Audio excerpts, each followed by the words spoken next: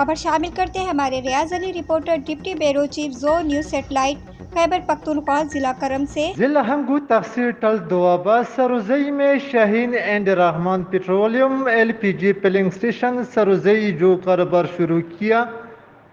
اس موقع پر management director Zia Bangash نے میڈیا سے گفتگو کرتے ہوئے کہا کہ ہم اللہ پاک کی بہت شکر گزار ہے کہ ہم نے عوام کو خدمت کا موقع دیا۔ سروزئی دوابہ سمیت تحصیل ٹل ضلع ہنگو بشمول ضلع کرم سدا پراچینار تک عوام مستفید ہوں گے۔ ضیاء بنگش کا مزید کہنا تھا کہ ہمارے ان LPG فلنگ اسٹیشن میں مسجد سمیت صاف پانی کی سہولت موجود ہے۔